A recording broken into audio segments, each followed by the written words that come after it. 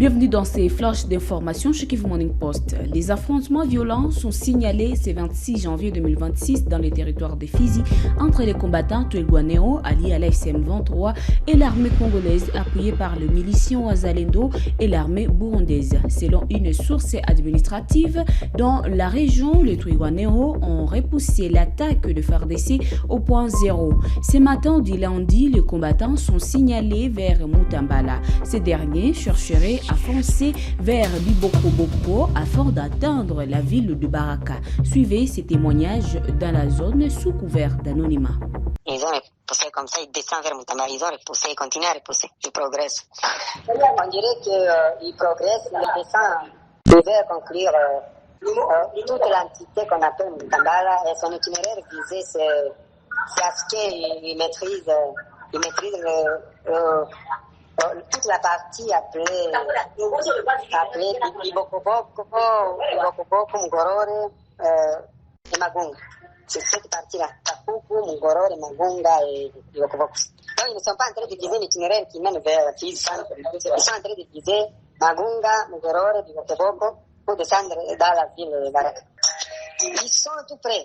C'est à 3 heures de marche à pied. De là où ils sont à Biboko. Jusqu'à présent, le combat continue et l'adversaire continue à traquer et progresse. La société civile, cadre de concertation des bassins des Aélias, appelle les autorités locales et autorités congolaises à conjuguer les efforts pour la réouverture de la route des dessertes agricoles ralliant la chefferie de Wamuzimu en territoire de Mwenga. Cependant, cette structure citoyenne appelle le partenaires nationaux et internationaux à soutenir ces initiatives par l'appui logistique et financier dans la vision de rendre pratique cette voie de communication qui est devenue un calvaire pour ses usagers.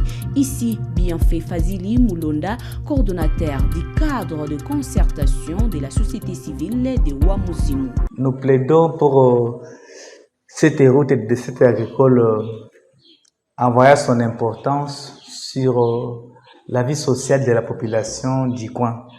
Vous savez que cette route-là est une ouverture pour les habitants du groupement de Bashibugembe, Bashitaviale, Bashikumbilo, on peut aller très loin dans la chefferie de Basilver Mulombozi.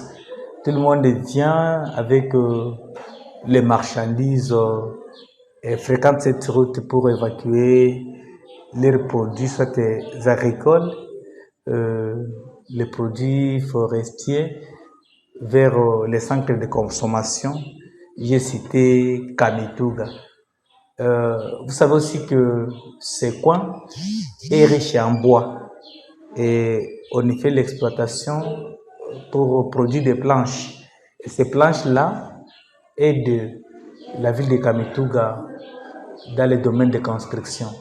C'est pourquoi nous osons croire que l'impraticabilité de cette route et de cette agricole est un calvaire pour tout le monde, que ce soit pour ceux qui habitent dans ces coins, mais aussi pour ceux qui habitent à Kamituga, car tout le monde a bénéficié.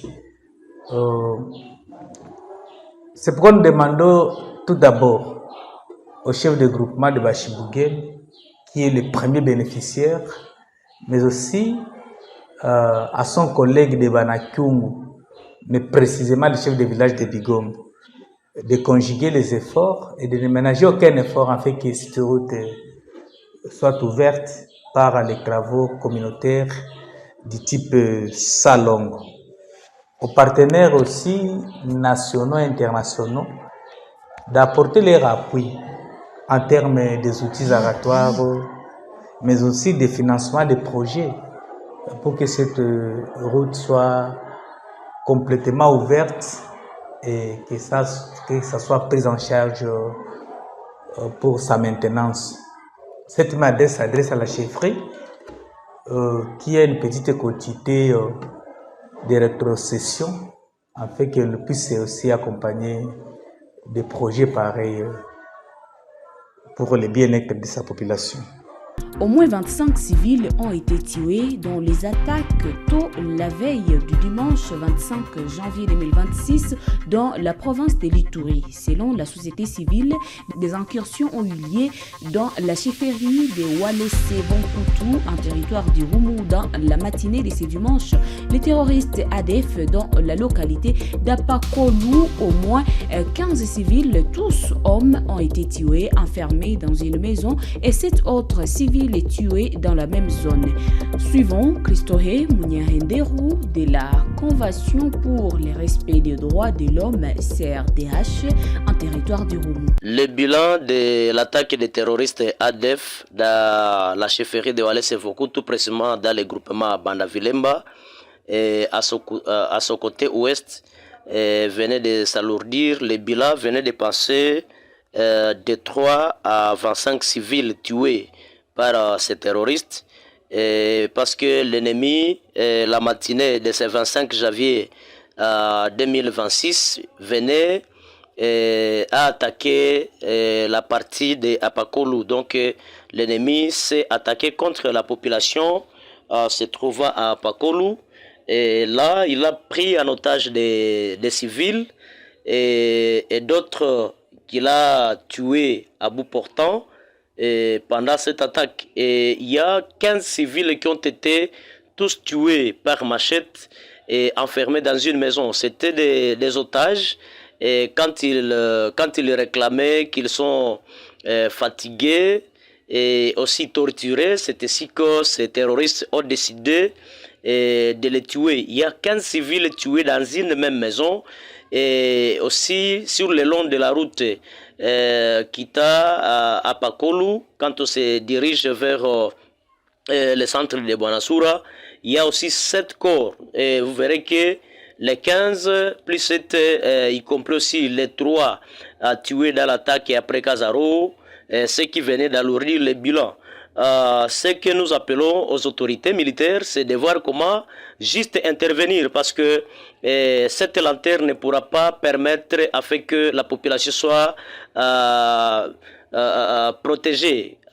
L'ennemi est en train de circuler, et c'est ainsi que nous lançons un appel aux opérations Souja. Et nous avons déploré l'absence des militaires engagés dans ces opérations Souja, quand les opérations ont tourné vers le territoire de Mambasa, parce que tous les militaires, FARDC, UPDF et surtout les UPDF ont été déplacés vers les côtés de Mambasa, et voilà, on a laissé le couloir vide à l'ennemi, et voilà l'ennemi qui vient de traverser et la rivière s'attaque contre la population. Et mais aussi nous sollicitons et demandons aux autorités militaires de voir comment installer des positions militaires sur les entrées et les sorties, et surtout sur les positions jadis abandonnées qui étaient sur le long de la rivière Ituri, et surtout sur l'équivoque de Fufukeba et l'équivoque de Kindoumbe. Parce que là, c'est de là que l'ennemi est en train de traverser. Et nous avons toujours crié qu'il faudrait qu'il y ait des positions tout au long de la rivière Ituri, mais vu que c'est des traversées que nous avons toujours appelé les Kivuko, sur cette rivière ne sont pas contenues. Voilà que l'ennemi a profité de cette occasion pour venir et passer, et voilà les conséquences.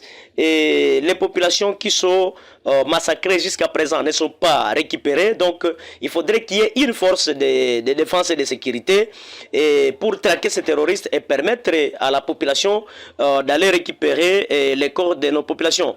Nous appelons aussi les populations se trouvant vers les zones du village de Pikamaïbo, Mayalibo, Mambelenga, toujours dans les côtés ouest, et voir même les côtés de Tchani Tchani, Béou Mayama, Samboko là-bas, et ma mauvaise d'être toujours trop prudente, parce que la façon dont l'ennemi est en train de descendre montre qu'il prend la direction juste pour voir comment il peut soit aller vers le nord Kivu, soit traverser la RN4. Donc c'est aux autorités, c'est aux militaires de prendre des mécanismes nécessaires juste dans l'objectif de voir comment traquer ces terroristes. Si une fois on continue à observer, ces ADF vont tuer plusieurs civils.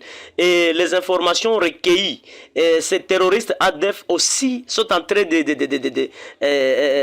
de parler à la population. Parce qu'il y a certaines populations qui ont été relâchées par ces ADF et disent que ces ADF viennent juste pour imposer leurs taxes dans les groupements Banavilemba. Donc, si les autorités ne doivent pas prendre une décision définitive, et ça va exposer la population et ça sera un gouvernement dans un autre gouvernement.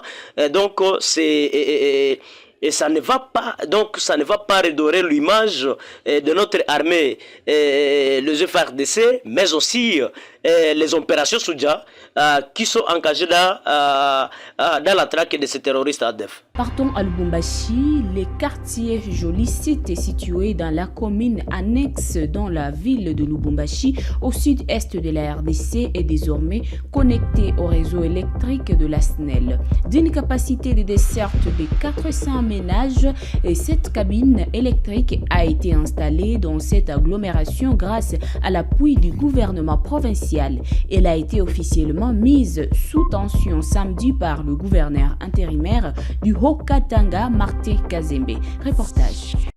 C'est une première au quartier Joli Site dans la commune annexe.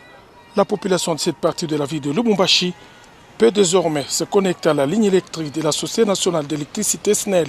Ce samedi 24 janvier 2026, le gouverneur de province intérimaire, Martin Kazembe Choula, a mis sous station la toute première cabine électrique depuis l'existence de ce quartier. Un geste salué par les habitants qui l'ont manifesté par ces cris de joie. C'est un transformateur d'une capacité de 630 kVA et pouvant alimenter jusqu'à 400 ménages. Le gouverneur de province intérimaire a invité la population de Joli Site à suivre toutes les procédures arrêtées afin de se connecter par la voie légale et éviter surtout le raccordement frauduleux.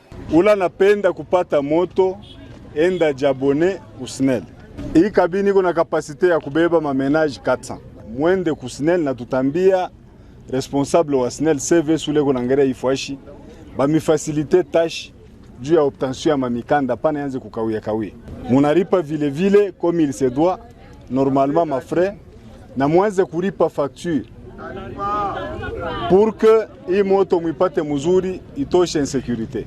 En plus de cet ouvrage qui permettra de renforcer la sécurité des personnes et de leurs biens, le chef de l'exécutif provincial a sur le champ rencontré la préoccupation majeure de ses administrés de Joli Site de construire l'avenue Kisushi qui part de la route Likasi à la route de Kasenga, soit une distance de 5 km. Une promesse ferme de Martin Kazembe Choula aux habitants de Joli Site. Je vous informe que Ibalabala, Imwaka Itaisha, tukuna asphalte. Ile yote tunefanya kupitia kwa président de la République parce que eko na prôner le peuple d'abord. Shinjo vile. Murikala miaka ya mingi mais hii mwaka 2026 na mwe mutaona mwangaza na balabala itapita. Les habitants de Joli Site ont remercié le gouverneur de province et toute sa suite pour cette marque de proximité. C'est la joie que nous anime d'abord de voir notre gouverneur s'occuper de nous. C'était un rêve hier, aujourd'hui une réalité. Que l'Éternel le garde. En tout cas, Nifura moi munene sana, ça fait longtemps, beaucoup d'années. Population à Joli Site kupaka mungiza. Leo population à Joli Site inapata moto. Mungu amubariki sana. Il reste à la population de Joli Site de se mettre en ordre avec la SNEL et à se connecter au réseau électrique pour la première fois de son histoire. C'est tout pour le flash d'information chez Kivu Morning Post. C'est votre première fois de nous suivre. N'oubliez pas de vous abonner et d'activer la cloche de notification pour être à la une des informations.